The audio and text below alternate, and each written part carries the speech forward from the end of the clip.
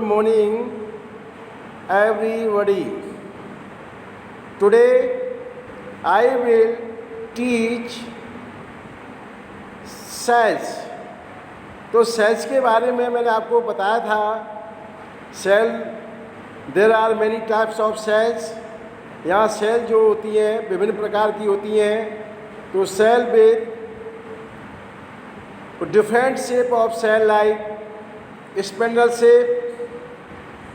ये spindle shape में होती हैं. जैसे ये हम इसका जो अपर पार्ट और लोअर पार्ट या हेड या टेल कह सकते हैं. ये कैसे होते हैं हम देख रहे हैं. ये कैसे होते हैं, नुकीले होते हैं. स्मूथ मसल्स फाइबर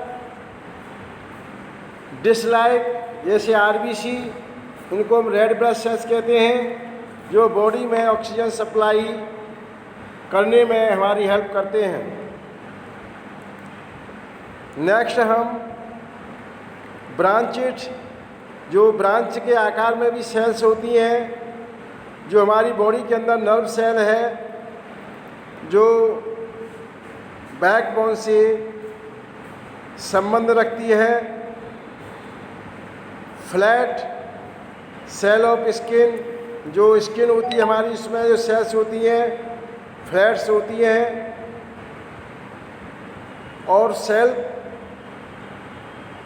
जितने भी हमारे बॉडी के अंदर पार्ट्स हैं, तो मैंने आपको बताया था लार्जेस्ट सेल के बारे में मैंने बताया था. तो cell size of cell also various. यहाँ there are many kinds of sizes and shapes of cell. जैसे स्मॉलर सेल हम मानेंगे तो माइक्रोप्लाज्मा होता है, और इसका जो साइज होता है 0.1 माइक्रोन्स होता है. हम समझ सकते हैं. और सबसे बड़ा सेल के बारे में चर्चा किया था हमने. इसको हम मैथमेटिकल रिप्रेजेंट करना चाहते हैं, तो 1/10⁻11 म्यू. इसका मतलब कह सकते हैं 1/10 पार्ट्स. और लार्जर सेल मैंने बताया था ऑस्ट्रिच एग. इनका जो साइज होता है 70 सेंटीमीटर डायमीटर होता है. डायमीटर आपने जानते हो, डायमीटर इजिकल टू 2r होता है. और 2r का मतलब हम समझते हैं 2 रेडियस मिलकर के एक डायमीटर का निर्माण करते हैं.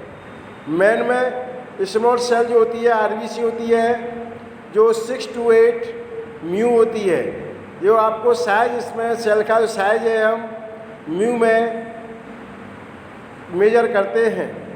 लॉन्गर सेल जो बॉडी के अंदर होती है वो नर्व सेल होती है. वो can be up to 100 microns के इक्वल होती है. जैसा हम नर्व सेल्स के बारे में भी जानते हैं, मैंने बताया था आपको लार्जेस्ट या longer cell is called nerve cell. RBC जो रेड ब्लड सेल्स हैं, इनका जो कलर होता है वो रेड दिखाई देता है. तो रेड कलर किस कारण से दिखाई देता है, विच रीजन यू सा रेड कलर? तो हीमोग्लोबिन नाम से एक लिक्विड फॉर्म होती है, उसके कारण हमें दिखाई देता है. सेल नंबर, यहाँ सेल बताए थे मैंने आपको. There are 2 types of cell, unicellular cell, और दूसरा बताया था आपको मल्टी सेलुलर सेल. लेकिन दोनों के हम फंक्शन में थोड़ा कंपेयर करेंगे तो हम ये पाएंगे, यूनिट सेल जो होता है कि सिंगल सेल से एक कवर्ड बॉडी, मतलब सिंगल सेल से एक बॉडी तैयार होती है. और मल्टी सेल में क्या होता है, इसमें 2 more than cells made of body, 2 या 2 से अधिक सेल से निर्माण करके एक मल्टीसेलुलर सेल से हमें बॉडी तैयार करते हैं। सेल स्ट्रक्चर, जैसे अभी सेल के बारे में हमने पढ़ा था, तो सेल का जो बाहरी आउटर पार्ट जो होता है उसको हम सेल मेम्ब्रेन कहते हैं। जैसा कि हम सेल के बारे में समझेंगे, मैंने आपको ये भी बताया था सेल की जो कवर होती है वो आउटर कवर ये 3 लेयर से बनी होती है। 3 layers are include this cell. Epidermis बताया था आपको। दूसरा इसका बीच में इसकी के चलेंगे हम, इसको हम सेल मेम्ब्रेन कहते हैं, जो बाहर का आउटर पार्ट दिखाई दे रहा है हमें। और इसमें जो राउंड स्ट्रक्चर हमें दिखाई दे रहा है इसको हम न्यूक्लियस कहते हैं। और इसमें जेली लाइक स्ट्रक्चर जो बताया था आपको पहले बता चुका हूँ, उसको साइटोप्लाज्म कहते हैं। जो न्यूक्लियस है very important part of the cell, cell का वेरी इंपॉर्टेंट पार्ट होता है। प्रोटोप्लाज्म, प्रोटोप्लाज्म के बारे में हमने समझा था। ये साइटोप्लाज्म और न्यूक्लियस में 2 भाग में डिवाइड होता है, जैसे मैंने आपको अभी बताया था। लिविंग मटेरियल ऑफ सेल, जैसे मूव करने में, और ये वाले main controller part of the cell is called nucleus. ये सेल का मेन इंपॉर्टेंट पार्ट होता है। जैसे हमारी बॉडी के अंदर ब्रेन वर्क करता है, उसी प्रकार हम सेल्स के बारे में विचार करें कि सेल किस प्रकार से वर्क करता होगा, इस पर थोड़ा चर्चा करेंगे तो अच्छा लगेगा। जो सेल होता है एक बेसिक कॉन्सेप्ट के आधार पर हम समझ सकते हैं।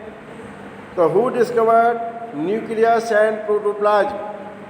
हम ध्यान दें कि न्यूक्लियस की खोज और प्रोटोप्लाज्म की खोज सर्वप्रथम किसने की थी, उसका हम नाम याद करेंगे और आगे आप कंपटीशन की तैयारी में भी इसको हेल्प करेगा। इसके लिए मेरा कहना है कि इसको याद करें।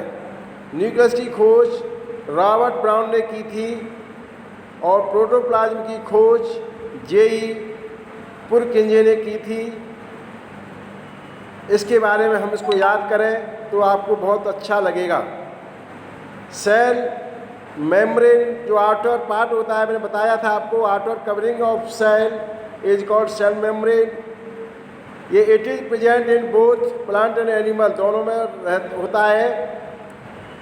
ये हमें प्रोटेक्ट कराता है, सेल को प्रोटेक्ट कराता है। It is living thing and delicate membrane. ये जो हमारे लिविंग सजीव जीव होते हैं उसमें पतला थिन होती है एंड डेलिकेट मेम्ब्रेन, और डेलिकेट इसकी मेम्ब्रेन होती है। हम समझ सकते हैं। नेक्स्ट में आगे आपको कराऊंगा। Thank you my dear.